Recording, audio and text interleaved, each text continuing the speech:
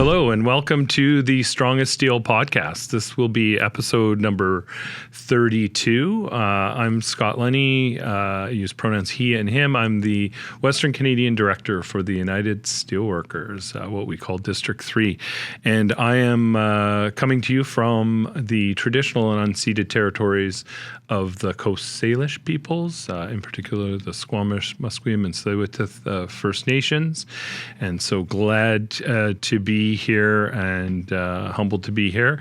And we got a great episode for folks who are listening or watching. We're going to talk about climate action and clean energy, clean jobs, green jobs, sustainable jobs. I don't know, something like that. And we've got two great guests who are well able to talk about that with us. And so I'm going to ask each of them to introduce themselves. And I know why I want to talk to the two of you, Jamie and Megan, about this, but maybe you can, in addition to introducing yourselves, tell the folks that are listening and watching the Strongest Steel podcast, why they should be listening to what you have to say about these things.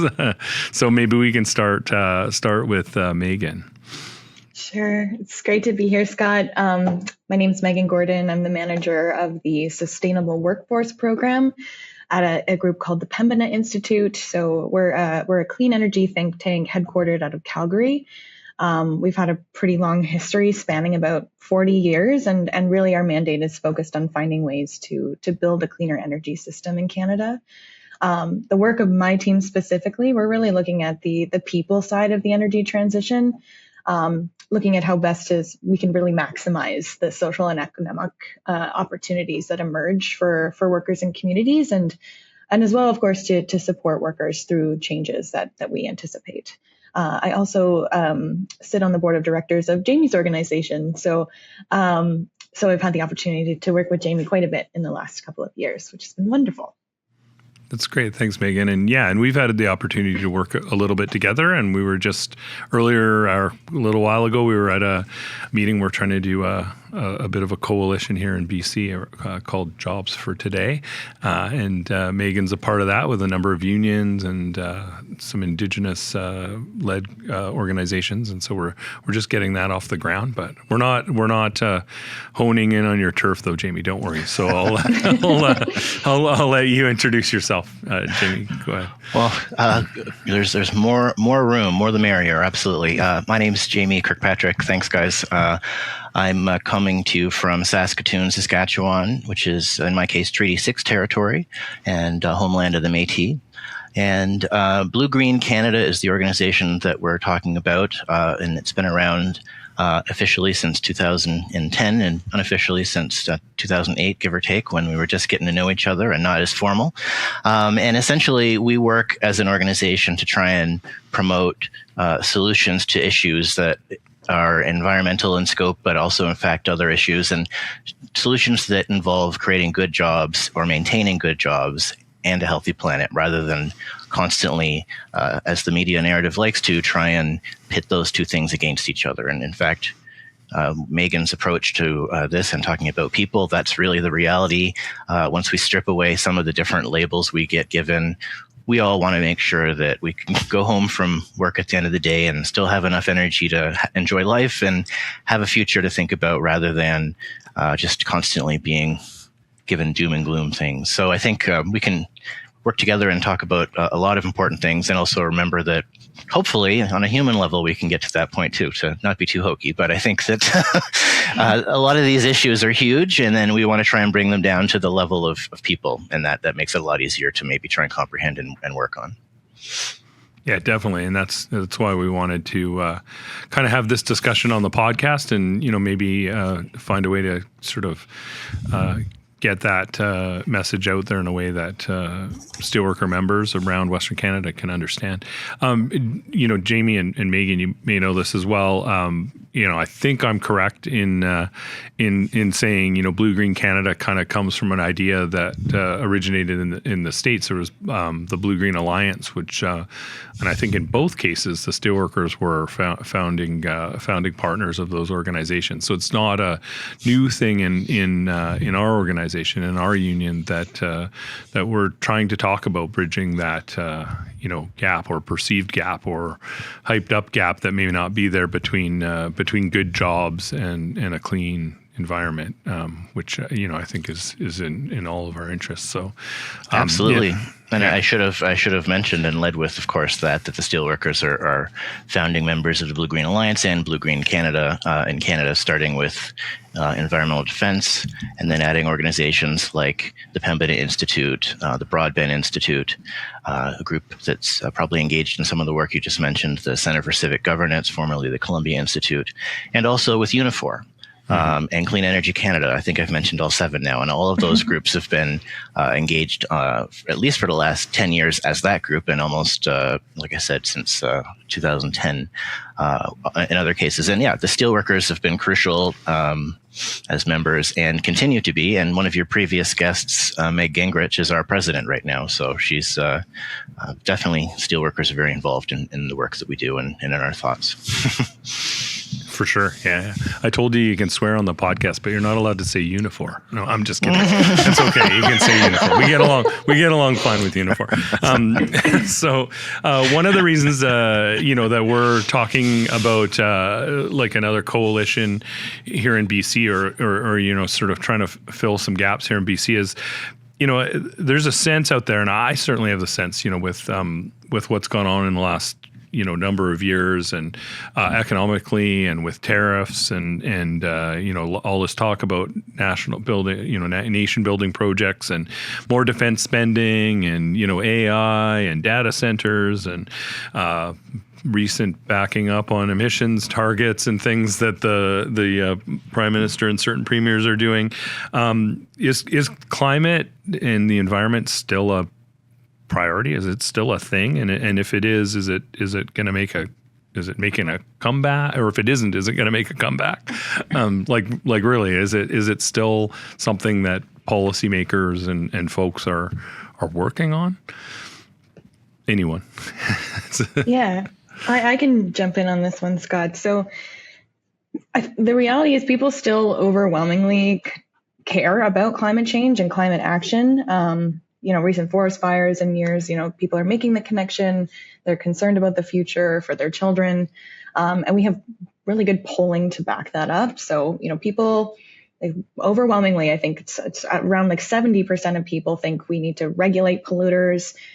They want to see Canada becoming more of a renewable energy superpower. They're, and they really believe that we can still do something about climate change. So even though we are seeing a little bit of backtracking, that doesn't represent the majority of Canadians' feelings. It's just, I think, again, a matter of priorities, and really, like, the economic circumstances that we've seen have changed so much since 10 years ago, when we saw all of these really ambitious climate policies being introduced.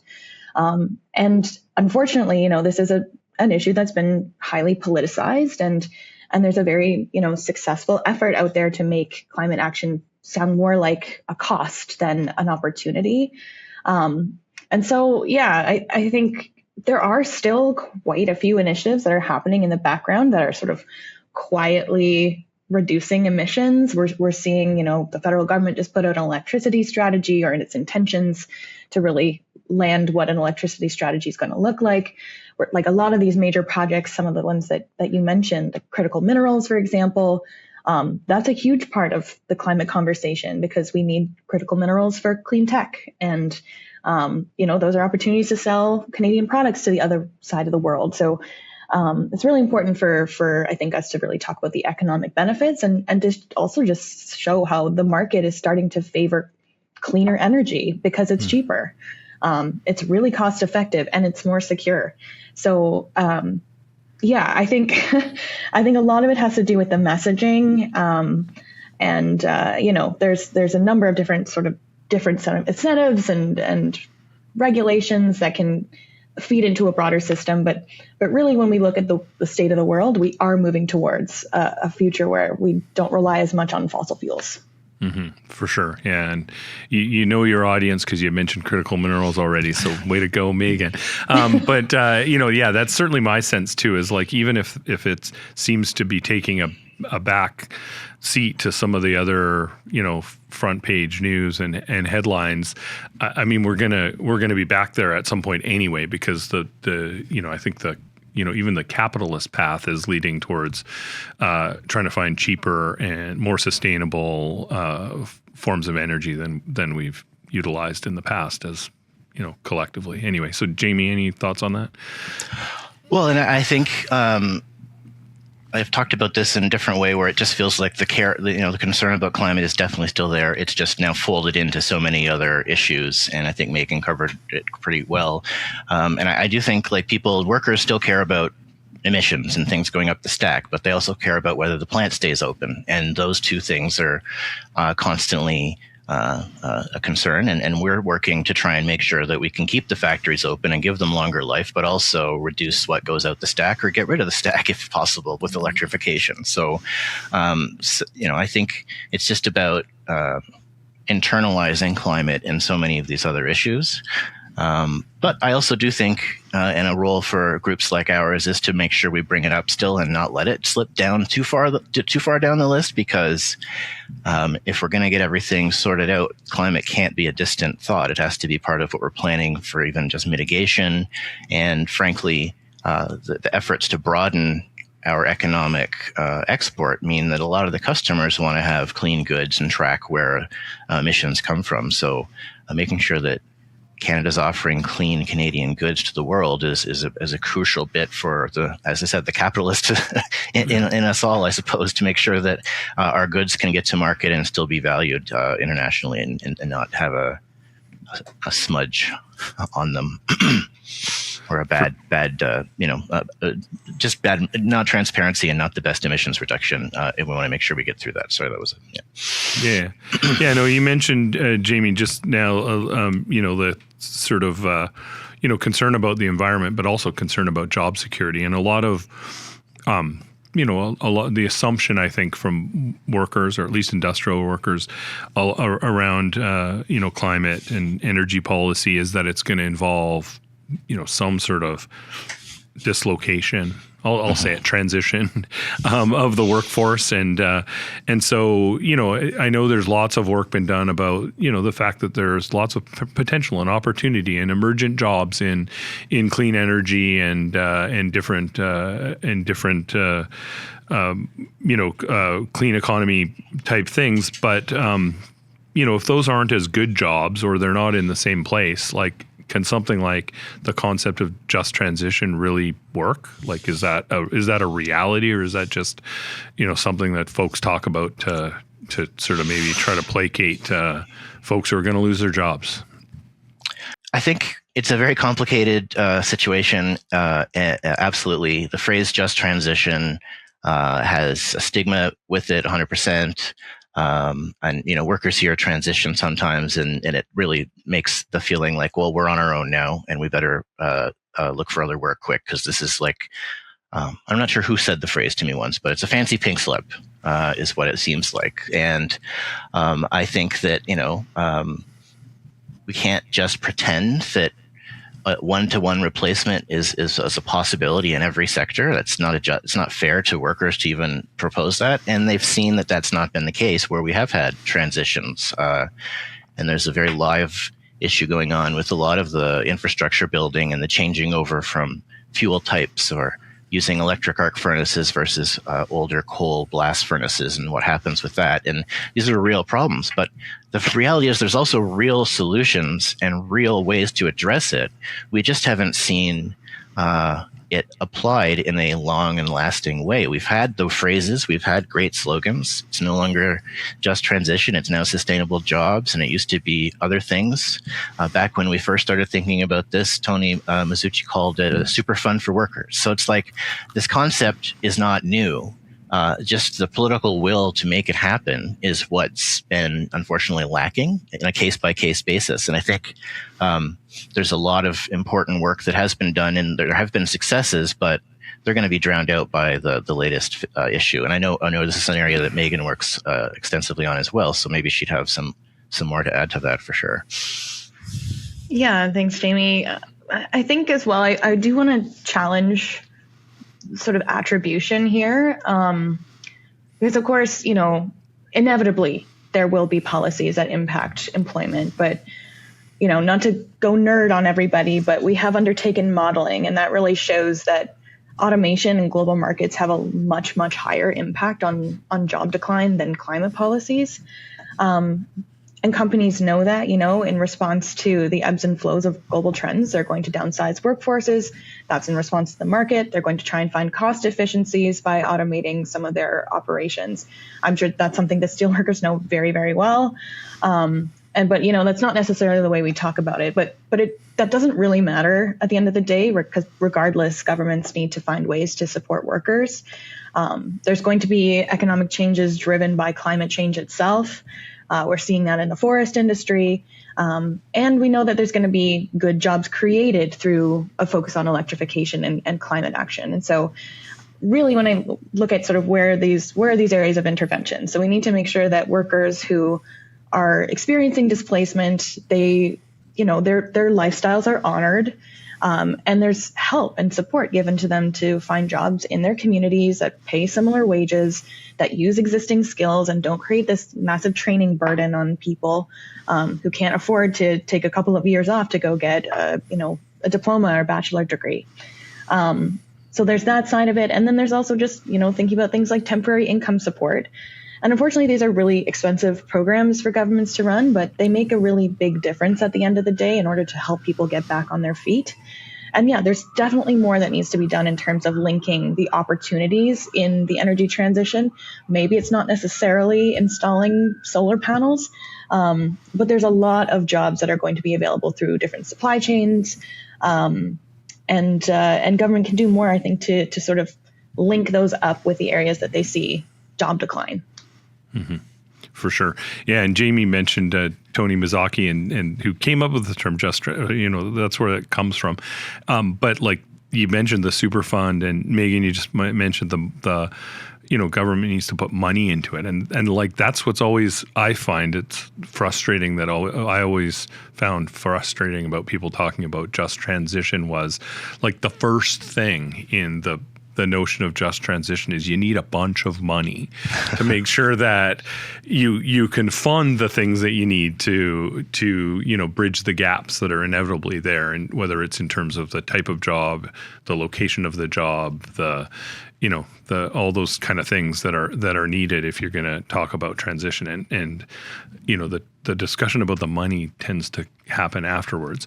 I recall the coal transition in Alberta a number of years ago, right? And, there was talk about 2030, 2028, 2030 for some of those, coal-fired generation of electricity to phase out, right? And, so there was a big program, and then they got negotiating with the government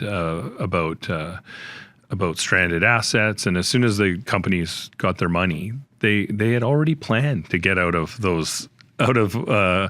coal generated electricity. It was already in the plans. They were already prepared to do it. And so as soon as they got their payout for their stranded assets, they shut those places down years early, years in advance, right? Because they knew that was where the market was heading. They knew that's where the industry was heading, and they just kind of, I think, gamed the system to try and get some money out of the government. Anyway, I just go back to it is about a bit about political will, and a bit about having money, and a bit about making sure that the funds and the money is there to support workers and make sure that they're not having to move, and they're not losing income, and they're not in a lesser job. They're in a sustainable job, one that's gonna last. Speaking of sustainable jobs, there is a Sustainable Jobs Act, I think that's what it's called, and a Sustainable Jobs Partnership Council that was was a long time in the works. I know lots of folks worked on the Sustainable Jobs Act and the Partnership Council and getting it passed as legislation in Ottawa and getting it established. But since then, there's been a government change. There's been a trade war with the U.S. Is that still a thing that we should be watching federally? Is it going to make a difference, or do we need to kind of go back to the drawing board on that? Well, my take first, again, no matter the brand, the issue still matters. And the fact that we do have the act passed and in law is at least one piece that's valuable, I think. Regardless of whether the tool is used to its fullest extent, it's at least there in the box for us to have. And one of the important things that the act did do is set out principles of things that are super important that can help guide. Is this a sustainable job? Are we making the type of investment we should going forward? That's one part of it that's important and that we're considering when we do this work. But you're right. Like when the Prime Minister's office changed and the government changed, a lot of the issues that were on the plate with the previous administration, whether there are laws that are passed or requirements and reports, they're kind of things that can be put to the back of the line and maybe minimized. And we have seen some of that. So it's an opportunity, or the opportunity is ours, to try and use what tools exist and make sure that these things that were hard fought by a lot of folks from groups around the table, from steelworkers, from other unions, from the Canadian Labour Congress, and all of the environmental organizations and social justice groups that tried to get this government to make these transition rules a reality. And then everything, unfortunately, is a bit less than we hope as we go along. But we can't we have to make sure that the important bits, as I said, the principles live on. And I think that, the main thing is that we don't see people and communities left behind or treated as disposable. And the Sustainable Jobs Act is supposed to help with that.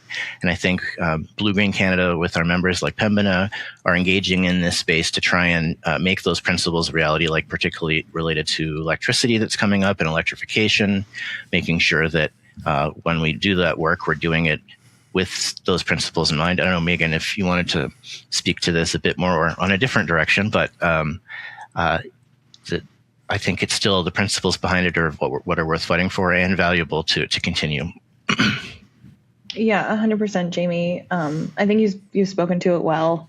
We don't necessarily need that kind of level of structure in order to put workers at the center of different kinds of industrial policies. And so these principles can apply in things like a critical mineral strategy, an electricity strategy, a nuclear strategy. Not me pandering to the steelworkers, but you're doing really well. You said critical minerals, nuclear in the same sentence. Yeah, I know. Look at me. But yeah, this is something that I think it really does show. Just the passage of the act in and of itself shows that there's a lot of power when the environmental movement and the labor movement can come together and align on key issues. We might not agree on every single component, but we agree that, workers need to be at the center. And, people are concerned about affordability. They're concerned about, Canada's economic security, and they want to see economic growth. And, workers power industry. Workers will power a clean energy transition. We need to make sure that there's enough workers to implement projects. And so this legislation really sets out a framework to hold the government accountable on a regular basis to say, look, how are we ensuring that there's a number of different initiatives that are making sure we have a skilled labor pipeline, that, make sure that we're undertaking activities that actually create jobs at the end of the day as well.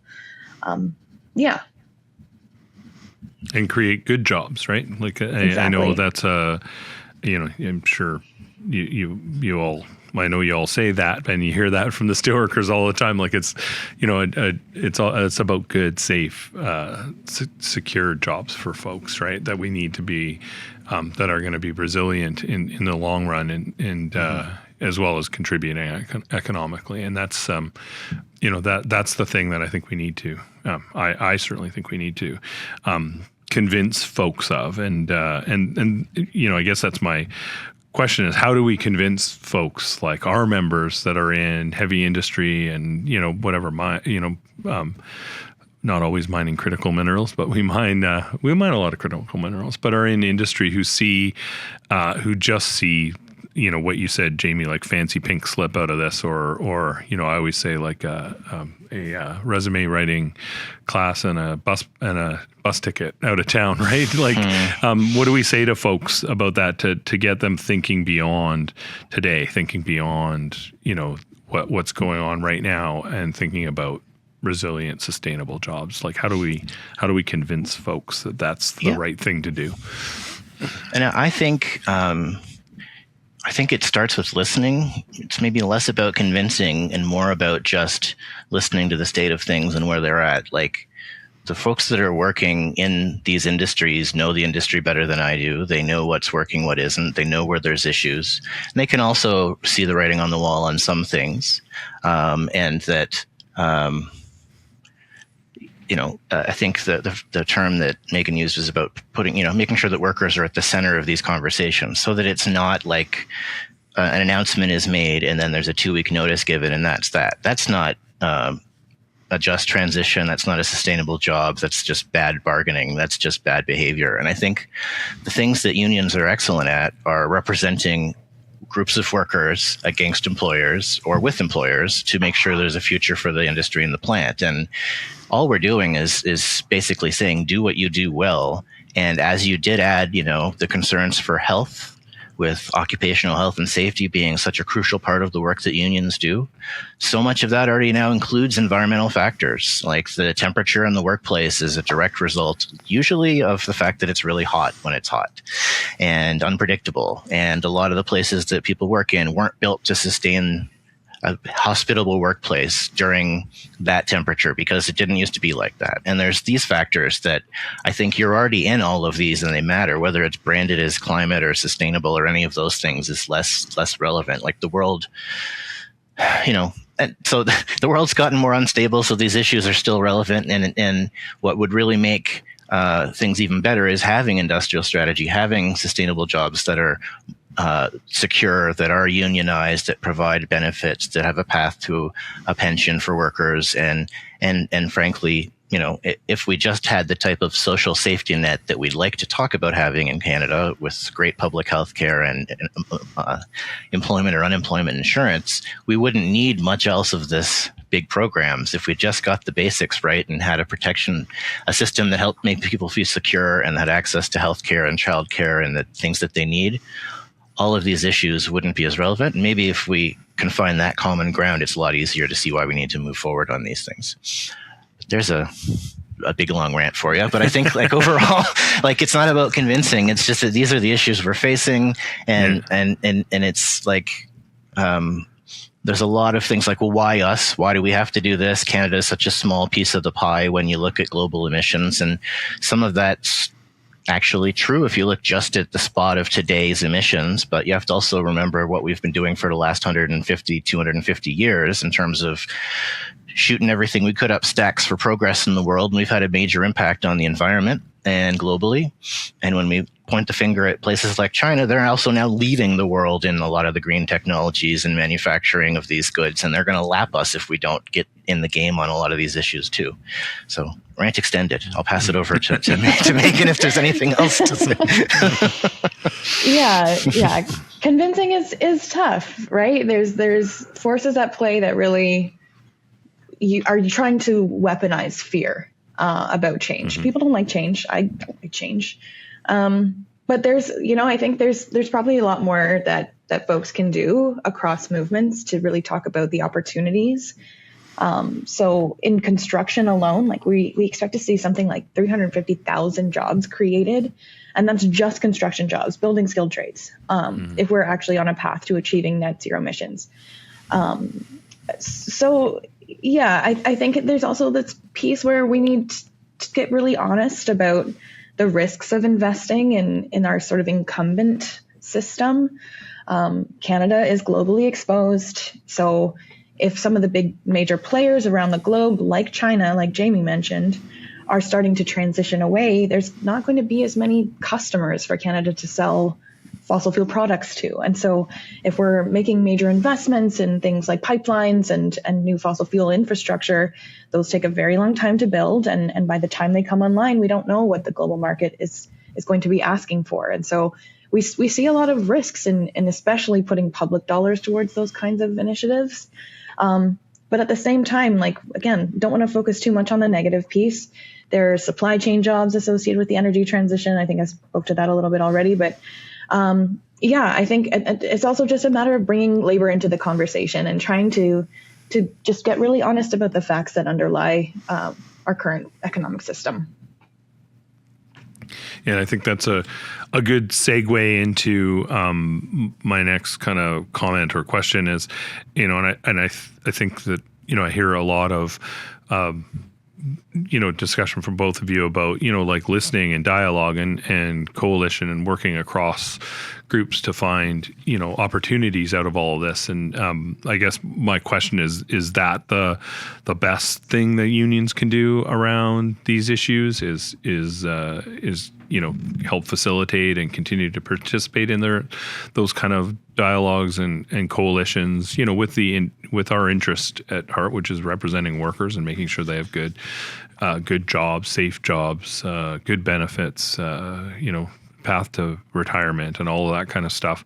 Or is there other things that the union should be doing around this? And I'm really looking for ideas. I mean, I know, you all know that I'm good at, I'm okay with participating in all this coalition stuff, but I'm always looking for ideas. Like, what can we do as a union to make our members work better, more resilient, more sustainable, more meaningful for them. So I don't know. I don't know if that was a question, but like, what could unions do? What else could unions do on this topic? I think part of it, Scott, there's so much value in putting faces to examples of positive stories, right? And so, we, of course, being headquartered out of Calgary, we hear from folks who maybe have found successful opportunities in the renewable industry, and they talk about the positive quality of life indicators that have changed for them. So maybe they were working in oil and gas before, and they got really, really sick of the resource roller coaster, and these high wages that are paid are kind of a premium to take on this risk of volatility. You're getting paid handsomely, but for how long? And so maybe there's so much value in diversification and just moving beyond these sort of, low, or what's the word I'm looking for? Low processed export industries that, they create opportunities for jobs in other countries. And so if we're investing more in supply chains and in value added manufacturing and processing, those create more jobs. If we're, investing in the industries of the future, there's, again, better connection to global markets and more stability for people. And then I think on the sort of more of this is something that unions are already doing very well, but we're talking about, trying to advocate and do campaigns around the job quality piece. I think that's so important. Things like community benefit agreements and project labor agreements are something that I think the environmental space and the labor space can come together on to really champion and start to introduce these or compel companies to create really good quality work, spaces for apprenticeships, prevailing wage standards, equity hiring and priority for local workers. So for the people that actually are living around resource projects, they should probably get first dibs, and being really intentional about where those projects are taking place. So you can use policy tools to incentivize companies to take up shop in industries or in communities where there's been decline. And so there's a lot of different ways that I think these movements can come together to really champion some of these pieces that are going to create better social outcomes and really leverage the opportunity as best we can. Yeah, awesome. You're 3 for 3. You said critical minerals a couple times, nuclear, and community benefits agreements. So, Do I get a prize? Yeah. Jamie, any thoughts on what unions can do? I mean, I think one of the strongest things unions do is show up in force and make sure that these issues that impact all of us get the attention they deserve. And I think for individual members, it's both being involved in the local and your local community, and making the fact that this union exists here. We are able to do these things. We help the community with this. We sponsor that.